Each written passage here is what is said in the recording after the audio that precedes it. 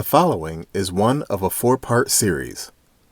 It is a conversation between my grandfather, John, who you will hear referred to as Johnny, and his aunt, my great-great-aunt, Jenny Alexander. The conversation takes place around 1986 or 87 in Cleveland, Ohio. Aunt Jenny was born in 1898 and lived to be 99 years old. The two discuss family history and what life was like way back in the day. These parts can be listened to in any order. They have not been altered in any way from the original recordings.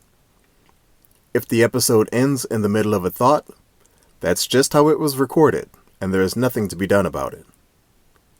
I hope you enjoy this trip down memory lane, and as always, please like, comment, and subscribe. Enable notifications so you'll know when the next episode of the series is uploaded. And without further ado, let us begin. Do they take out? Take out They take so much. Yeah, you carry milk, corn down there, and they'd have a quart and half a gallon or just that quart thing. Then they take it out and put over here that corn and put it in this hamper. Mm. And then they grind your corn. And what they took out, well, there was corn left for the meal, like you take it home. Me and Frank, but you had a little red wagon. We pull it down there and carry it back home.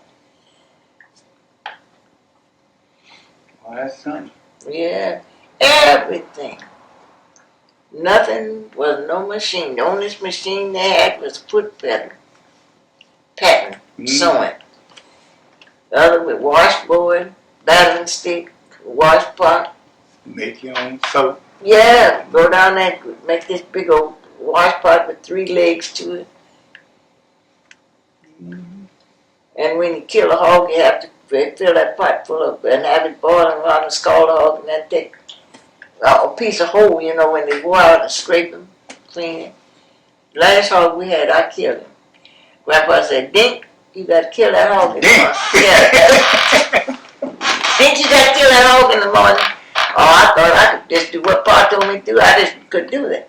So I went up there to the pen, Pa sharpened the knife, and I went up there and I got up on this. I had to stand up on the step like that. And he was feeding the hog. He come. I hit him in the head with this axe or something. Pop! And he fell over, and I jumped over there, and I popped him with this knife. And the blood, they shot across it, and I hit him right there, then. I hit him. And they put him on the wagon, took him down to the spring. When we couldn't gamble it. We was children. We couldn't gamble the hog. And when Silas and them come over, they was ready for them to gamble. We done cleaned him and everything. Gambling is cut them leaders in between his hind legs and put a gambling stick in between and hang him up for him to bleed. That's what they did. So we had it ready. And turkeys, the people would come now, like Eton, the mailman. He said, white people didn't kill the turkeys and things. Colored people kill them. Grandma said, Dink, we got to go down to Chatsworth. I said, yeah. They want me to kill the turkey. They have the turkey gobbler in a small pen. You see, you don't put nothing that you want to get fat in a big pen. The smaller you have it, so they don't get much exercise. So I went down there, and Grandma had this old big old turkey gobblers in there. I got over in the pen, got the turkey gobbler out, tied his legs, and they had a hatchet. I took him, I put his leg between mine, pulled it back, cut his head off, and then hung him up. And then Grandma dressed him. We come home. I had killed everything that they eat.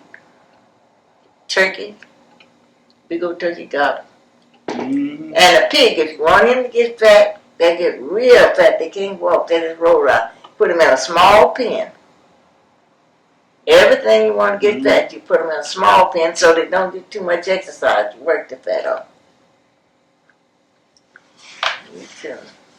And you killed the hog. Yeah, I killed it. The last one, yeah. Yeah, Grandpa told me to kill that hog. I did. And you know one thing about Pa. If he said he's going to do something, he'd do that. He said, nah, if you don't do so-and-so, I'm going to tar your back all to pieces. And honey, he meant that. So he said, now you get over there and kill that hog. I went over there and killed a hog. But you see, when I came to Cleveland, there's the bad boys. We didn't have no bad boys home. They was at the house. All that, I said, Lord, have mercy, bad boys. Said, yeah, it's got bad boys home, bad girls. I said, never had that when I was girl. That was at home.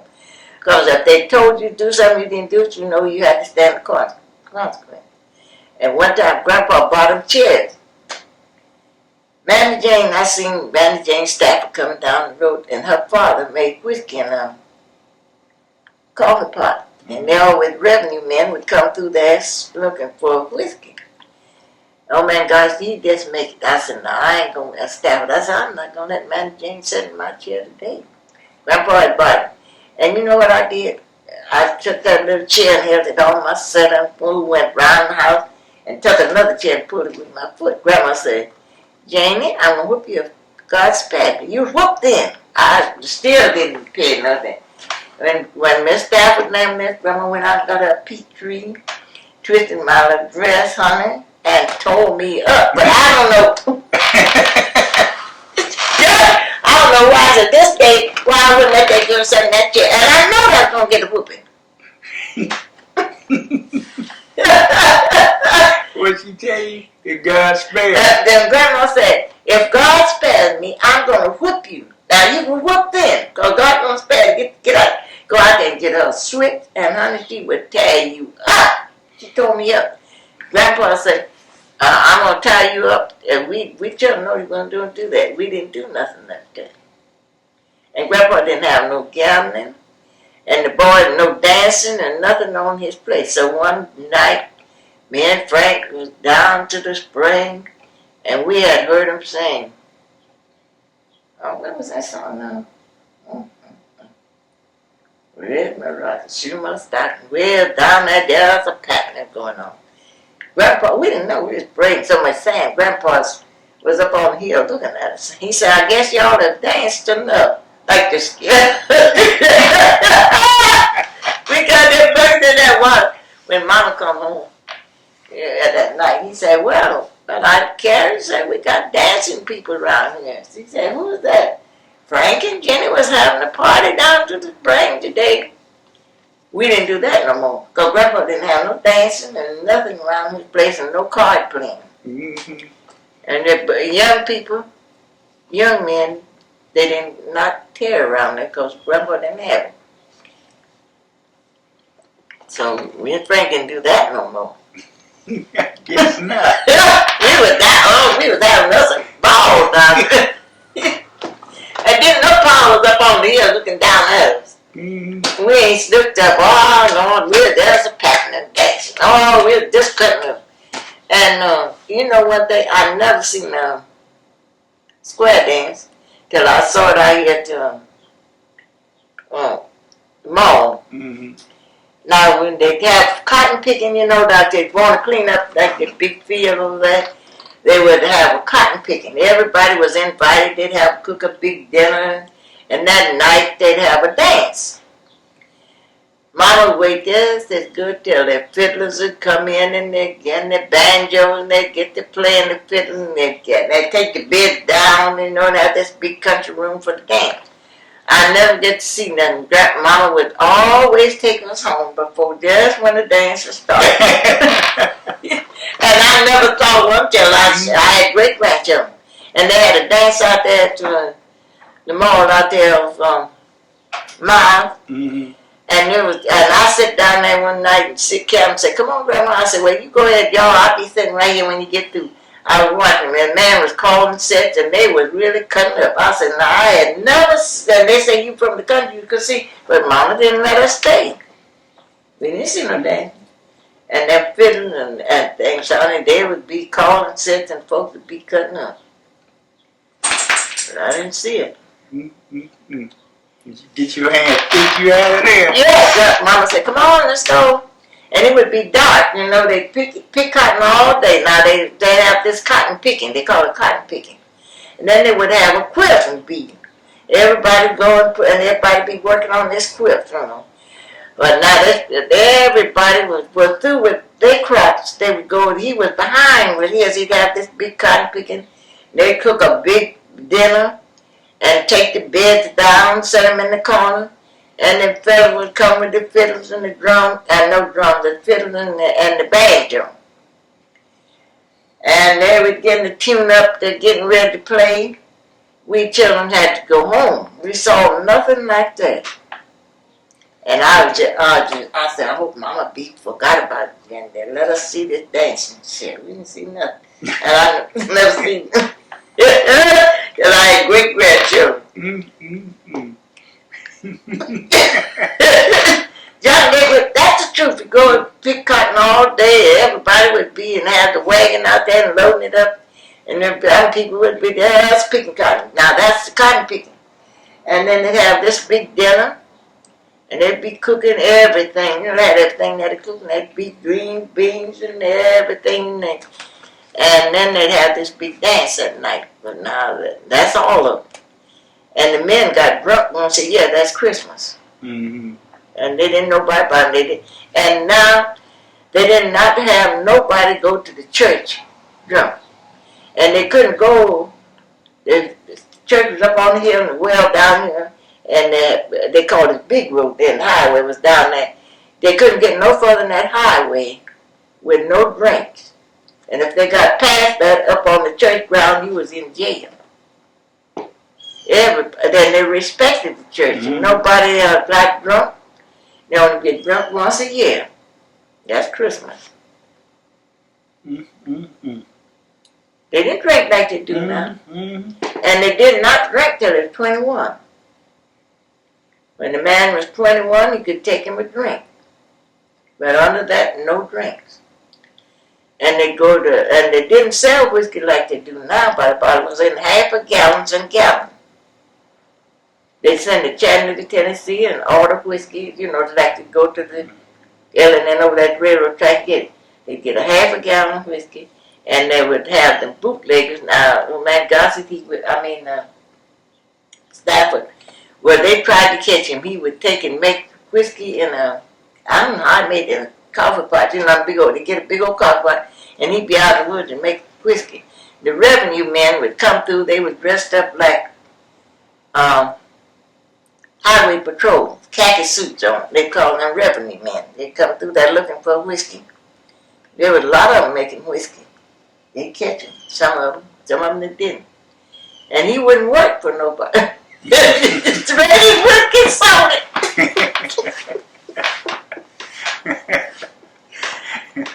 He was lazy. Lord, it was funny, Johnny. Mm. Yeah, I bet Christmas time though they have them drunks. Yeah, they get drunk and go from house to house, and Merry Christmas. And they just sit up there and talk, but no violence, nothing. And then one time there was a fellow went to Atlanta and got killed. They said, don't go down after him because he got a silver bullet, he'd kill you. I don't know what this boy had done. Oh, this fellow, I'm going to bring him back dead alive. So when he went down there, this man killed him. He brought it, the sheriff brought him back and was having this funeral up on the hill. They're saying, will they be any stars in my crowd?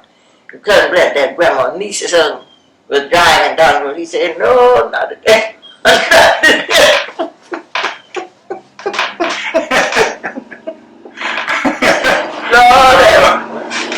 I'm telling you, their couple was messed, Johnny.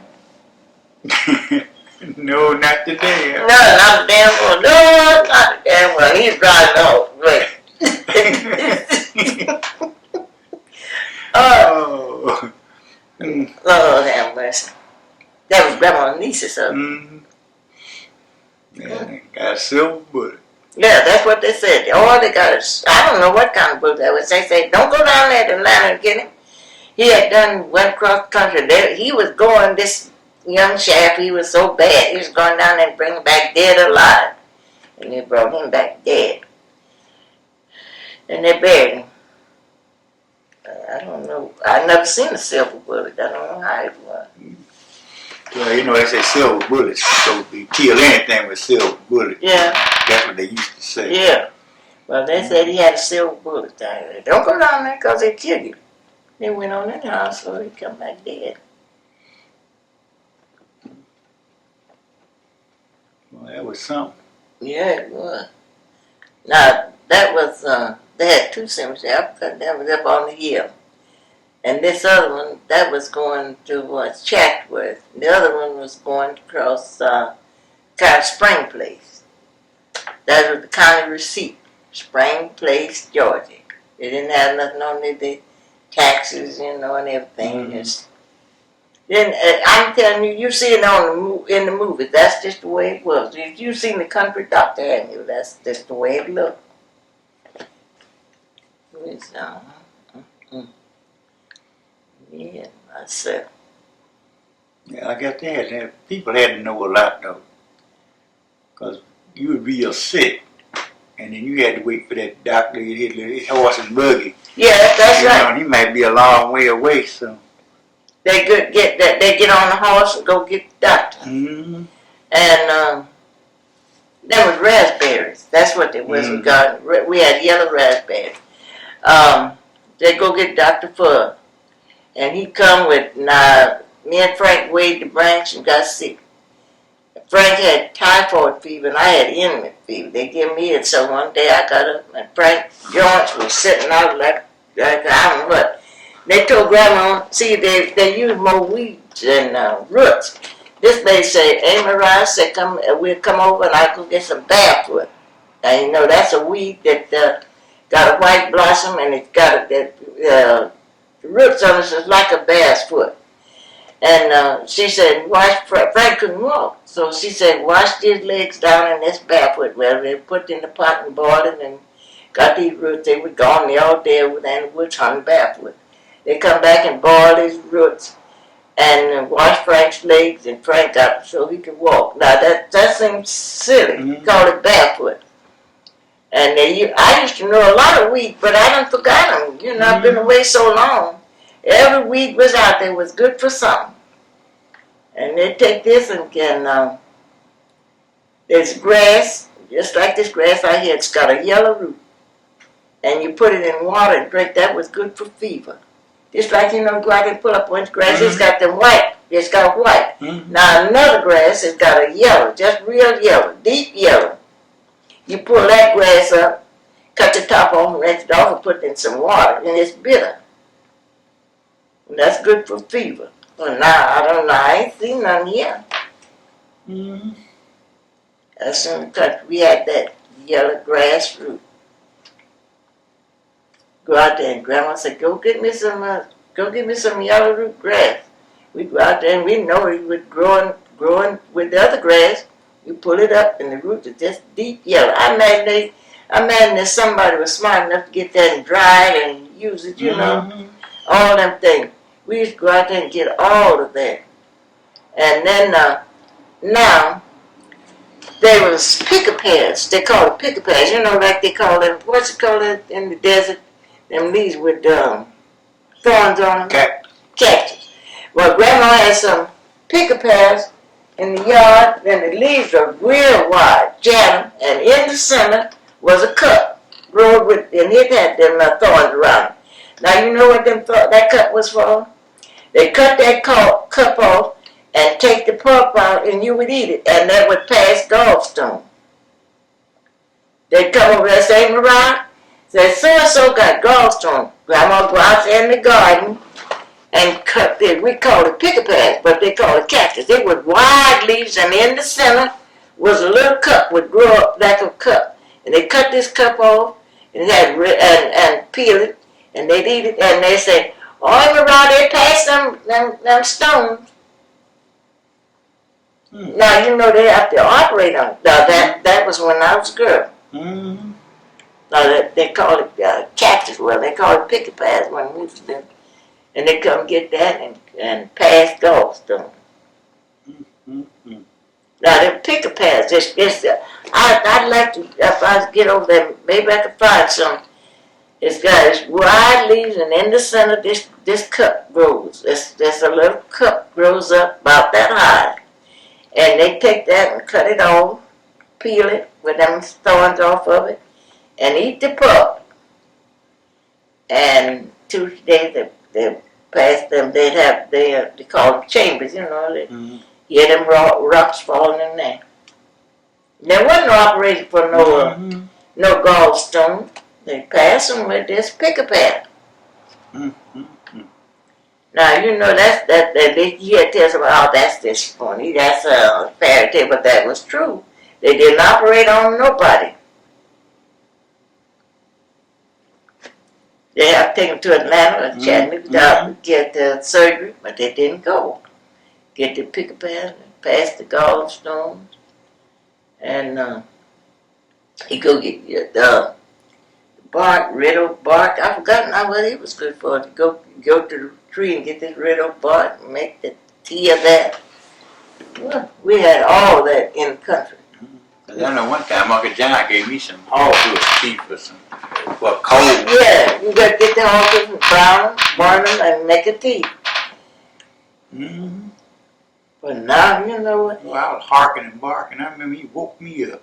Well, they did. And you see, then if you had the whooping cough, they did get big, croup, you know, yes, real, you know, tell how to breathe. They take and put the cup on the fire and put some vinegar and sugar in there and butter. And you eat that and that bring that flame right up. Now, you see, all that was invented at home. But now you got to go to the doctor. Yeah.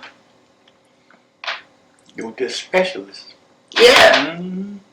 Now I said, I wonder, at a black snake root, they used to use that. Now they use that for babies when they had, a little baby would be broke out with, he'd bump, they'd break him out, and they say, oh, what was that the baby had now? Hive? Yeah. And they take this, and put a drop or two in some milk and give it to the baby. Yeah, all that was home remedy. Now you gotta go to the doctor. And the doctor told me, my friend, baby, I said, the baby got hives. Oh, that's old fogey. The babies don't have hives no more. Yes, they do. That's what he told me. I said, they have. I said, well, give him some black snake root. They said, oh, the babies ain't got no hives. So they take that and drop it in milk, in breast milk, in a spoon, and give it to the baby. And the baby would break out and get well in them hives. Ain't that funny? Johnny, it was a mess. All of that was free. Everything I'm telling you about that the doctor went was free. Just go out there in the yard and pull it up and get it. The grass. I ain't seen no yellow root grass since I've been here. Just like that green grass out there in the back, you can pull it up. They white, it's yellow, and use that. And then we had a tree in the back, in the corner of the garden. Now, they, you know, like you have diarrhea, we go break these limbs off this tree and put in some water. We eat the faulty fruit, you know, when it first come out. They said, don't eat the peaches because they ain't ripe, or the plums ain't ripe good yet. We tell them, sneaking, you can get diarrhea. We go out there and break off a limb and put in some water, Johnny, and drink it, and that would cure the diarrhea. But he was bitter, too. It's like gold, but I don't know.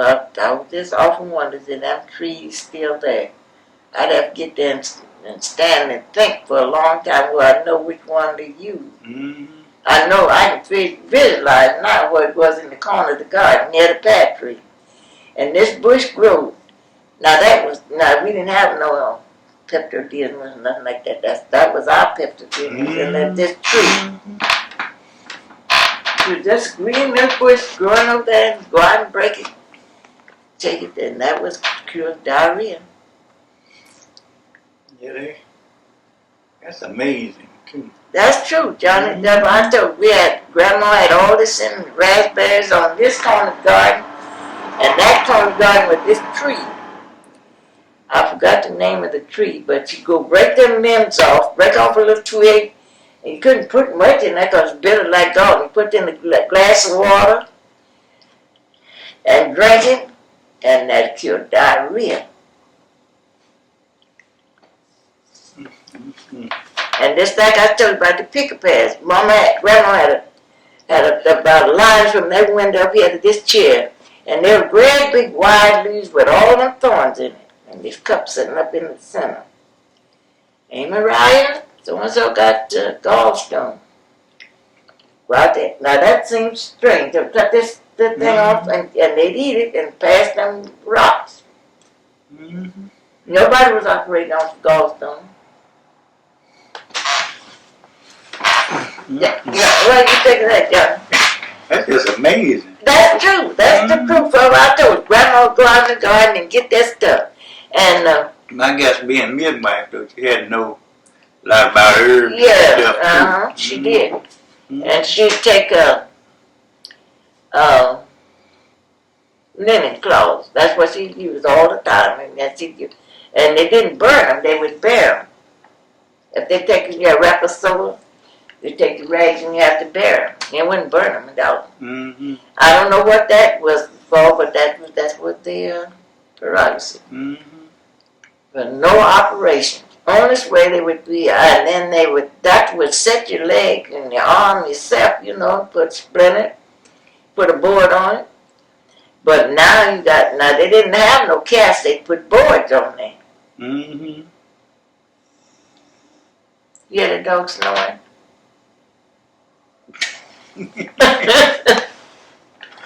Mm-hmm. You don't have to buy nothing. Now you got to go have an operating for gallstones. Mm-hmm. I'd like to get some of that. Just Uncle Tom, I remember one time talking about, he said he'd go hunting. And Grandpa would give him so much shot. Uh-huh. And he had to bring something back or don't shoot. Uh-huh. They don't waste no shot. I mean, he worked all summer so he could buy his own gun. Uh-huh. Mm-hmm. Yeah, that's right. Tom was a good shot too. You didn't waste nothing. Mm-hmm. But now, I broke my leg when they splintered it up, and now I don't know if it was broke. But every child had something to do, and there wasn't no bad children. Mm-hmm. There's all good children. Because they got them switches out there. That's what they use. Didn't use no strap. They get a switch and tie you up. But John, now don't seem like no tree would be good for no diarrhea to it. Mm-hmm. But that's true. I forgot what the name of that bush was. The sassafras, that's just tree bark. Yes, you just strip the tree and pull it off and use it. And you see ginger, then you didn't have ginger like you do it in the pie. There was a root, ginger root. You go to the store and buy the roots and put in and pound it out, to get the dust to make gingerbread. And we had to grind our own coffee. There was a bean. Pepper, black pepper. Mm-hmm. You buy the beans, black pepper beans, and grind it up. See, all that, everything was done by hand. Coffee was done by hand. And black pepper was done by hand. And the ginger root wasn't ground up here. There's a flat root, real flat. Like one flat piece go over here, and another flat piece, kind of like a snake, And we pound that out to make gingerbread. No, nothing. They didn't have no extract like they got now. Coffee, ground the black pepper too. Pepper's a bean. Mm-hmm. Little small bean. I say bean. And coffee, it's brewed, Yeah. And green, we get green coffee, put in the oven, roasted. You can smell coffee all the way up to St. Clair's, roasting coffee. And then we put it in a truck and grind up. Every time we need some coffee, we get it out and grind it up. Put it in there and make coffee. I bet you can't hardly find nobody now just know how to make coffee in a pot. No. Without percolating. That's right, because see, We had a coffee pot we set on the stove, and we get up in the morning. You know that coffee mill was sitting out there on the You grind the coffee, and you didn't have to use much because it was real good coffee, strong. And put it in there and make coffee for Grandma and Grandpa, and they'd have cream. And Johnny, the whiskey was so strong then. You could take a teaspoonful of whiskey and put it in a cup of hot water, and you taste whiskey. Now you can take half a bottle and put it in a cup of and take. No, that's the truth. That's great.